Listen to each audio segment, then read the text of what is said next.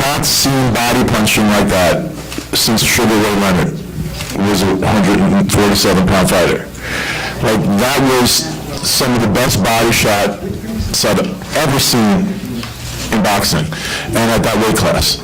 And what blows me away about this young man is like the poise, the speed, the ring generalship, and the power that comes with it for such a young guy. And every step he's taken up, he's walked through people. And Manny Pacquiao in Macau knocked Chris down 5 times and couldn't get him out. There's a guy fighting Canelo Alvarez who barely beat Algieri. And Algieri beat, Provodnikov. What this guy just did was scary. And the talent that he has, and I'm going to stop in a minute and let him talk and answer the questions, but I said this to him, and I'm going to say it to you because I really believe this. Like, this guy's ceiling is higher than anyone I've seen in a long time. And it was an honor to promote this fight tonight, and an honor to probably promote it. It was. Question 1. Were you expecting more of a fight than you thought? Yeah, I did. Chris Algieri, first off, I'd like to thank Chris Algieri for giving me this opportunity. There wasn't a lot of fighters out there trying to fight me, and he stepped up to the plate. And Chris Algieri, he's a tough fighter, and when you have him hurt, that's when he fights the best. So when I knocked him down, I expect him to get up and, come at me a little bit, but, he kept moving. I think he was still hurt, and I was able to finish him. Hey, congrats on the win. You look great. Like you said in the ring, you're next in line for Kell Brook. Most people, I think, believe he's the best welterweight in the world right now. But, after this performance, a lot of people are going to favor you. Do you want that fight next, and how do you see it going? Definitely, I'll take that fight next. I'm the number 1 contender, so, I'm next up to fight Kell Brook, and that's what I'm looking for. And how that fight will go, I will win. Kell Brook's a good fighter, taking nothing away from him, but I believe in my abilities and I believe what I can do in the ring. And 2-part question. 1, will you travel to England for the fight? And 2, what do you think Kell Brook is thinking after watching this fight, or when he watches it? I don't know what Kell Brook is thinking, but that's negotiations. I let my camp deal with the negotiations. If he comes here, then I fight him here. If I have to go over there, then it is what it is. I'm not scared of Kell Brook. I'm not scared to go over there to England and bring the title back. Over on your right, Chris Algieri survived 6 knockdowns against Manny Pacquiao, but he couldn't take your power tonight. What do you think that shows when you compare those 2 fights, and how much did you watch that Pacquiao fight preparing for this one? Say that again? How much did you watch the Pacquiao fight to prepare for this one? And also, what does it say that Algieri couldn't stand up to your power, but he got up 6 times against Pacquiao? It goes back to what my coach said. Manny Pacquiao, he's a hard puncher. He's quick, but, he lacks fundamentals. And that's what I'm big on. I'm big on fundamentals. I can cut off the ring. I can throw, I can vary up my punches. And that's something that, Manny Pacquiao can't do. He can't cut off the ring.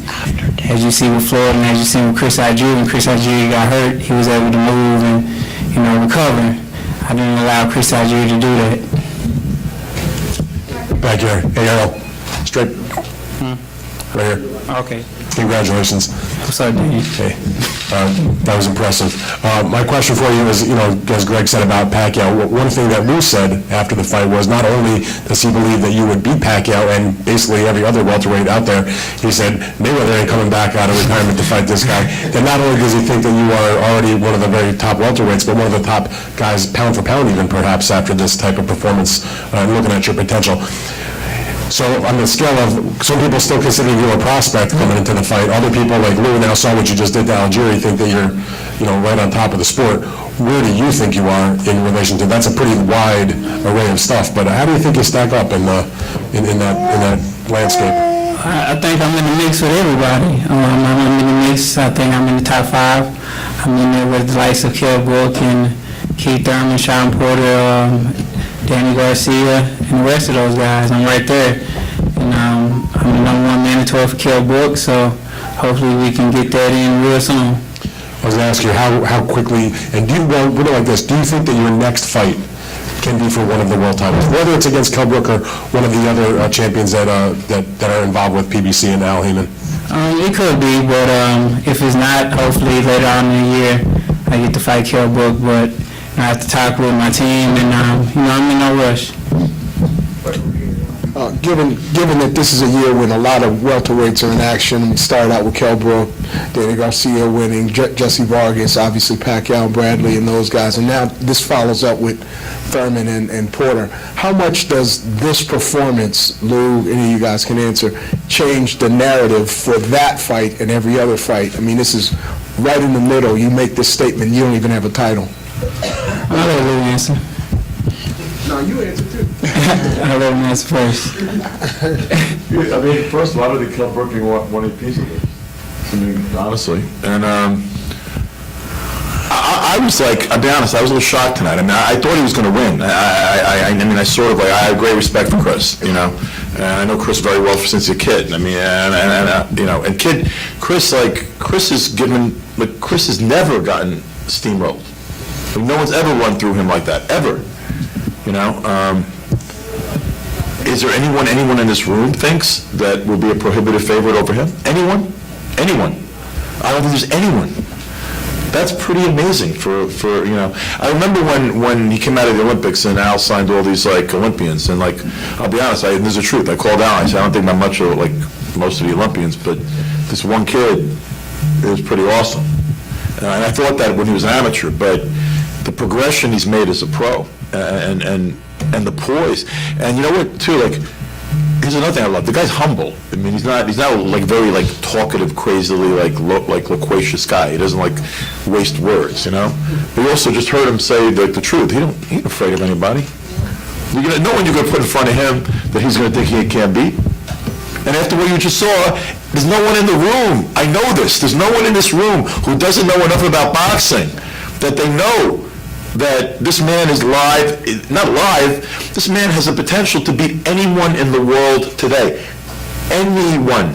And then he can answer the question. Can we still say that the Porter-Thurman fight is, or the Brook fights were to determine the best welterweight now that you did what you did? I mean, I think it's kind of like a tournament right now. I mean, you got the Keith Thurman and then Sean Porter, and then after they fight, hopefully I fight Kell Brook. Then hopefully maybe the winner fights Danny Garcia, and then the winner out of me and Kell Brook will fight Danny Garcia, the winner out of Keith Thurman and Sean Porter. I see he has a round robin, and everybody's fighting for that top spot that floor is F. That's a very intelligent answer, because you look at it like, whatever you think of Danny Garcia, I happen to be a big fan of Danny Garcia, because for whatever like shortcomings he has, and like as vulnerable as he looks, he always finds a way to win. Always finds a way to win. And then Thurman and Porter, which is going to be in this building on June 25th, and another show that's going to be it's going to be top to bottom as good as this show was tonight. That fight's awesome.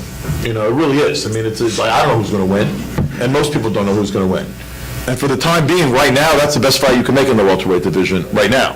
And that's happening June 25th. I'm sure he's going to be sitting ringside, you know? But then the winner of that fight is going to have to look down in the crowd and see him. Right here, Al. You talked about your fundamentals being important to you, and Lou talked about your development since the Olympics. Can you just describe how you combined such an efficient, compact style with that power? It's gym work. 6 days a week in the gym, beating on our craft. That's what we do. You can't be perfect. You're not going to be perfect, but you can try to be perfect. And my coach stays on me. He's a pain in the butt sometimes, but he stays on me every day in the gym. Even when I'm sparring, if I do any little thing wrong, he's automatically fixing me and telling me what I'm doing wrong. No matter if I'm hitting the bag, shadow boxing, playing around, he fixes everything. So we just work in the gym, work hard, stay focused, and work on trying to be perfect. Right here, Errol. Chris Connor here with Fight City here. So what do you feel you need to improve on to beat, the Keith Thurmans, for Danny Garcias, the guys who are that complete fighter? You're beating the guys beneath you, you're beating guys who are that one level below you. What do you feel you need to improve on to beat the world champions? You said what again? What do you feel you need to do to improve your game to become?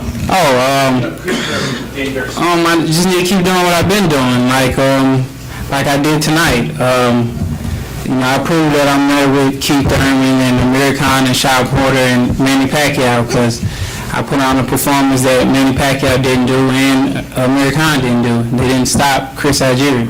A lot of people are going to pay $79.95 to watch Canelo Alvarez fight Amir Khan.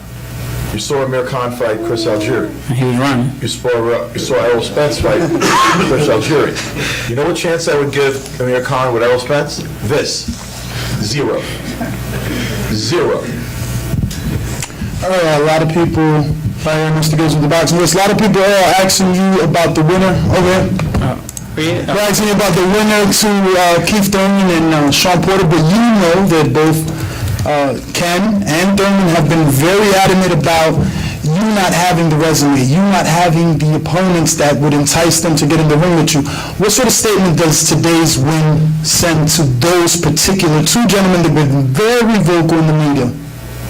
I think it was a big statement, especially on the behalf of Keith Thurman, because, the only notable win Keith Thurman really has is Robert Guerrero.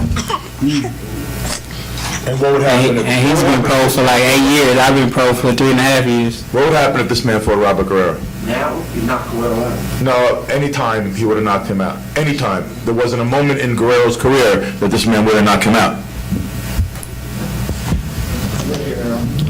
Question for Coach.